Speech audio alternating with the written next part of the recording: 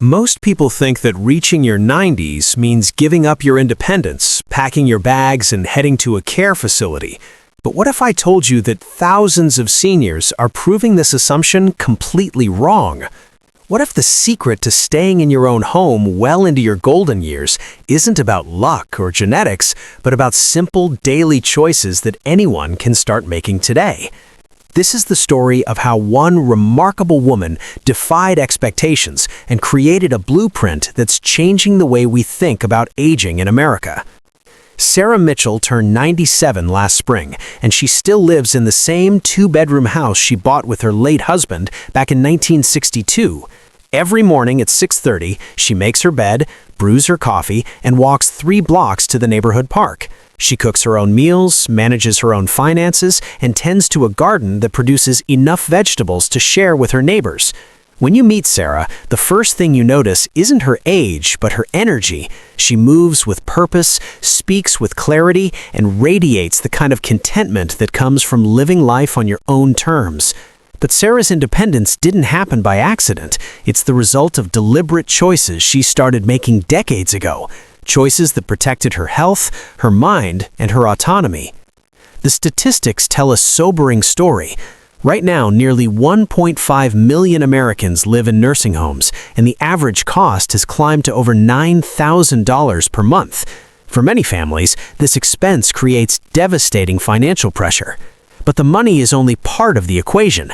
Studies consistently show that seniors who remain in their own homes report higher levels of happiness, better mental health, and often experience slower physical decline compared to those in institutional settings. The question isn't whether staying home is preferable, it's how to make it possible.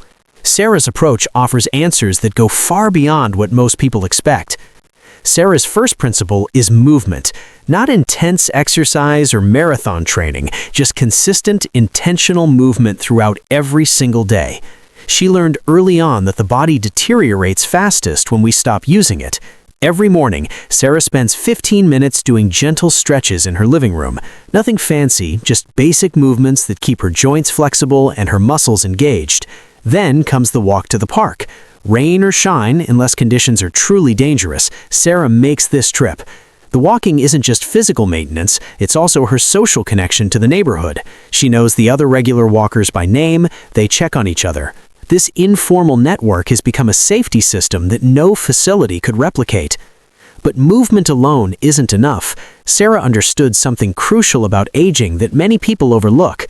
The brain needs exercise just as much as the body does.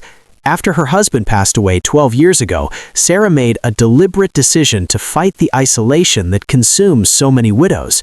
She joined a book club at the local library. She volunteers twice a week at a community center, helping immigrants practice their English. She learned to use a smartphone and video calls regularly with her grandchildren across the country. These activities aren't just pleasant diversions, they're essential maintenance for cognitive function. Research shows that seniors who maintain strong social connections and engage in mentally stimulating activities have significantly lower rates of dementia and cognitive decline. The third pillar of Sarah's independence is nutrition, but not in the way most people think about healthy eating. Sarah doesn't follow complicated diets or obsess over superfoods. Instead, she focuses on cooking real meals from actual ingredients.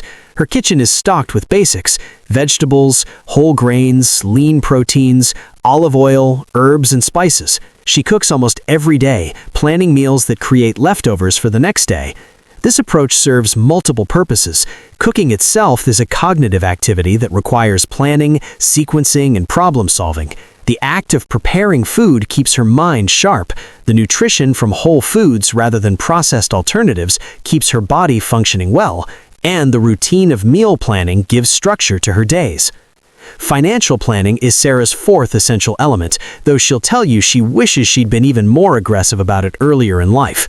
Sarah worked as a school secretary for 35 years. Her income was modest, but she and her husband lived below their means and saved consistently. They paid off their mortgage 15 years before retirement. They maximized their retirement contributions even when money was tight. When her husband died, Sarah was relieved to discover they had enough savings and retirement income to cover her basic needs without touching the equity in her home. She'd watched too many friends get forced into care facilities not because they needed medical supervision, but simply because they couldn't afford to maintain their homes. Financial security, Sarah realized, is medical security. Home modifications represent the fifth component of Sarah's strategy. As she moved through her 70s and into her 80s, Sarah made strategic changes to her house. She installed grab bars in the bathroom before she needed them. She replaced her old tub with a walk-in shower. She moved her bedroom to the ground floor to eliminate the need for daily stair climbing. She improved the lighting throughout the house to reduce fall risk. She hired a handyman to install lever-style door handles that are easier to operate than traditional knobs. These modifications